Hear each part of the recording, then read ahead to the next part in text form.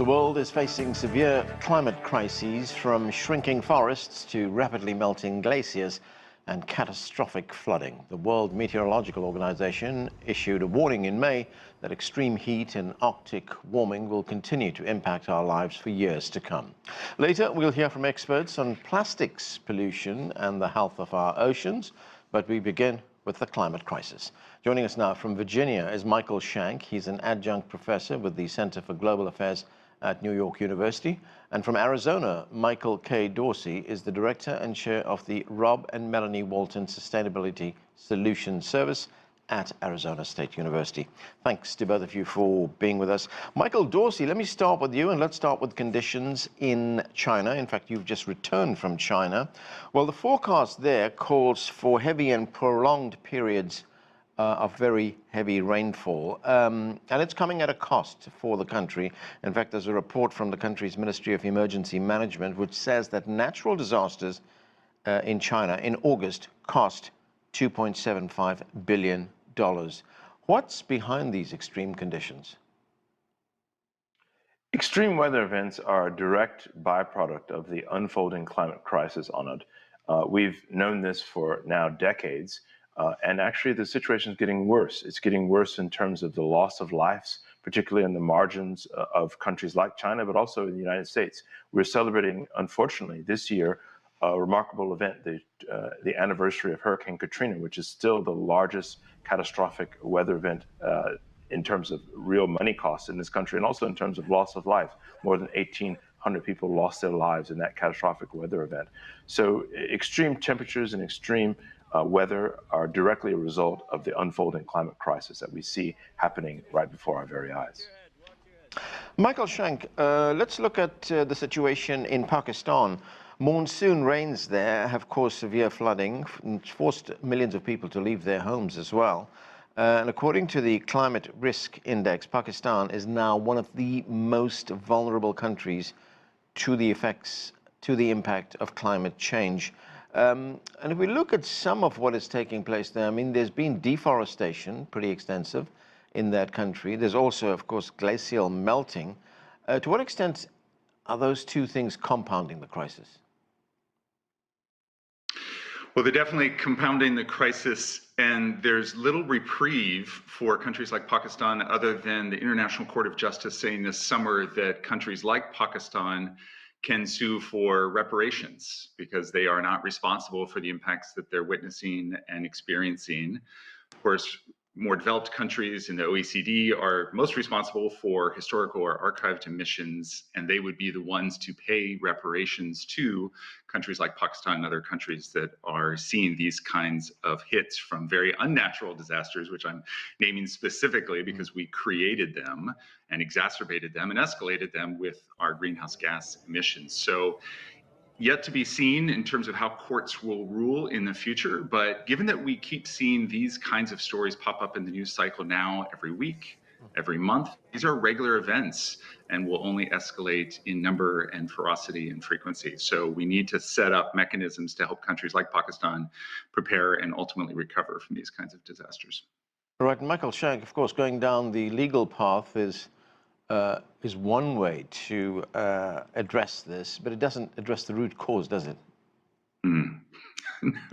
No, it doesn't. And if we look to COP30 in Brazil and just take as a litmus test how many countries have submitted their updated NDCs, nationally determined contributions, in advance of the UN General Assembly summit later September in New York City, very few have, and only one or two have created timelines, targets for 2035 and beyond. So ultimately, the NDCs were intended to ratchet up ambition and accelerate climate action, but based on what we've seen so far, and if folks are interested, you can check out Climate Action Tracker to see who has submitted and how aggressive or ambitious your country is in committing to 2030, 2035, and unfortunately, very few are stepping up to the plate.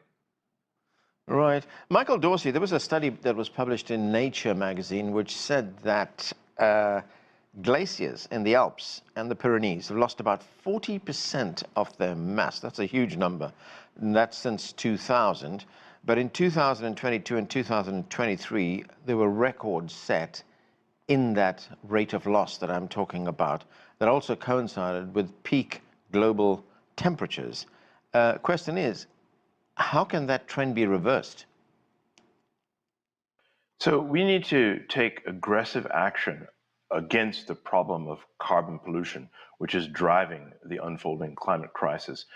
I would say that legal approaches can begin to pick away at the problem of carbon pollution, but we also need to have more aggressive regulatory rules that prevent those that are emitting the carbon pollution in the first place and putting it in the atmosphere. We need to also shift monies out of those polluters and away from them. Right now, the World Bank and other international institutions still invest tremendously in fossil fuel pollution and the sort of the industries that are causing it in the first place.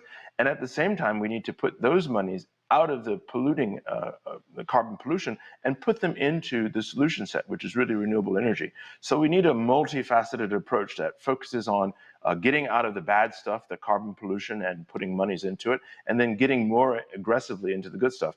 On the good stuff, in terms of scaling and investing in renewable energy, that's actually growing. This year, we're looking to be past $2 trillion invested worldwide in renewable energy, primarily in solar and wind.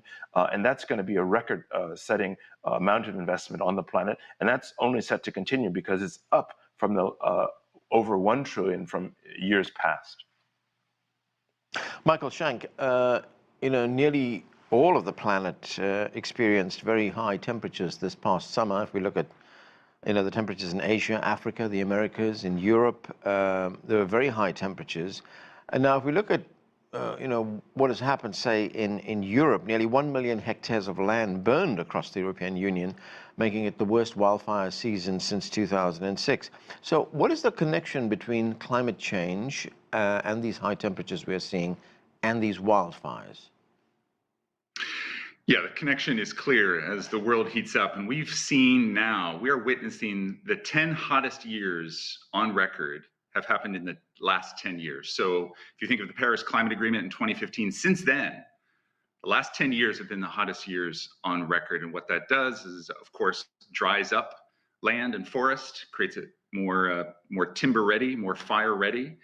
And so we're seeing more fires as a result, and we're seeing more flooding as a result. And what many subnationals like cities are doing around the world is they're creating staff to focus specifically on this. So you see more chief heat officers around the world at the city level. You see more, of course, fire responding, but this idea that we create staff to focus solely on the climate impacts facing society is an interesting one. We're starting to see, again, more cities hire chief heat officers. Perhaps we could have chief flood officers, chief fire officers, chief drought officers to focus solely on these climate impacts that are only escalating because of the warming planet. And we're also seeing, Michael Shank, with these wildfires that there are also very high levels of air pollution. And this could be very far away from where these fires are burning. Here's Lorenzo Labrador, who is the Chief Scientific Officer at the World Meteorological Organization. Let's listen. Even though you are quite far from the sources of fires, the smoke pollution and the PM 2.5 that comes from those fires have the power to basically go across borders and travel very long distances and degrade air quality in faraway cities. We have also seen that basically from wildfires as far afield as Canada, making it all the way across Europe. So, Michael Shank, here you have a situation where air quality is really poor because of what is being spread by these fires. There's high levels of pollution. I mean, how does one address that? How do cities address that? Yeah, we know that air pollution is connected with premature death, and cities like London have created some legal infrastructure to prosecute based on what air pollution can do, including killing of urban residents. We also know, based on recent studies, that air pollution leads to early dementia. So we have the health arguments in place to prevent and stop air pollution. And as people witness more of it, experience it, feel it, floating across borders, because air pollution, certainly fires, know no borders, I think we'll see more action based on health frames, health interest. And some of our cities are putting their environmental and sustainability programs in the departments of health, because that's the leading frame in which the public can understand the problem here. So we are seeing cities start to create legal protections for their urban residents, but we're also seeing more studies out, I think, making the case for people that air pollution not only causes premature death, but also causes premature suffering like dementia, like I mentioned. Michael Dorsey, cities in China have managed to improve their air quality pretty dramatically. I mean, I remember a time when the pollution in a city like Beijing was very, very high. It was extremely unhealthy. But how did China do that? Well, the air quality index in places like China has really gotten better over the years because of some of the processes and tendencies that Michael Shank mentioned. You've got committed regulators that are working with industry and levying regulations on industry to reduce those emissions which ultimately lead to improvements in air quality. At the same time, in addition, or a little bit beyond those sort of heat officers and folks working in the public health divisions of cities across China, but also across other cities around the world, we've got folks that are committed to scaling the solution set as well, right alongside of checking the problem. So we've got chief sustainability officers across cities around the world, and they're working oftentimes with utilities and industry, not just to reduce their emissions, but to scale up investments in renewable energy that don't offer those emissions in the first place. So we've got folks that are working on the problem, but also folks that are scaling the solution set. And we've got to do both of those things at the same time. And that's really the core of what we do here at the Sustainability Solution Service, work on scaling the solution as well as assisting those that are working on the problem. Right, and one other thing, and this is in Arizona where you are right now, Michael Dorsey. The medical examiner there is investigating more than 400 deaths that could be heat-related. I mean, is these high temperatures that we're seeing right now, extreme heat, how big a public health emergency has it become? It's absolutely a public health emergency that has really been growing year on year. It's been growing in part because the last 10 years since we left the Paris climate negotiations have been the hottest on record, and that trend is likely to continue. And really, we see those that die from heat-related death are those on the margins of society, the poorest of the poor, those that are with lacking housing and so forth. So it's a real problem, but the problem is being addressed by those that are in those public health departments, but at the same time, those that are scaling the solution set that doesn't offer pollution in terms of renewable energy and so forth. Michael Shank, what kind of progress are we seeing with cities trying to address this issue, trying to mitigate the problem by creating green spaces? So a lot of cities are scaling up their spongeability, if you want to call it that, becoming more sponge-friendly to absorb flooding, sea level rise, storm surge, et cetera. So you are definitely seeing cities invest in green spaces. You're also seeing cities scale up their resilience hubs and resilience departments, in part because in some countries like the United States, where climate and sustainability are words that are soon on the chopping block or are currently on the chopping block in far-right governments, either in Europe or the United States, you're seeing resilience as the framework that is more multi-partisan, apartisan, nonpartisan. So there's a lot of investment, and I'm talking to cities all the time that are changing their language to be more resilience-focused and resilience-forward. So that's a helpful framework for cities to invest in the kind of green spaces that will help with certainly flood and storm surge, et cetera.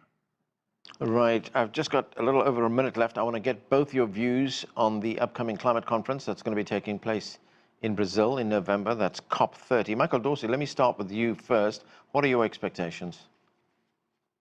Well, we need to have more monies committed through the multilateral system to the solution set, to investing in renewable energy, particularly wind and solar. We also need to have stronger regulations and put on those that are generating the problem, those in the fossil fuel sector. If we can get those two things, we can leave the 30th meeting of the parties of the United Nations Framework Convention on Climate Change successfully.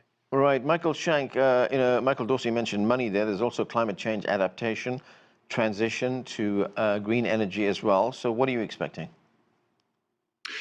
Well, I think we're going to see a lot of civil resistance on the road to COP30. I think the publics are becoming more and more frustrated with lack of national leadership for the reasons I mentioned earlier. And so we're starting to see in Yale and George Mason University have done some recent polling on this, the appetite for nonviolent action in response to the lackluster leadership at the national level. I think we'll see more of that going forward, which could put pressure on these national governments to take more leadership at COP30 in Brazil. So we'll see, and TBD. Yes, we shall see. Michael Shank, Michael Dorsey, thanks to both of you for being with us. Plastic pollution is considered one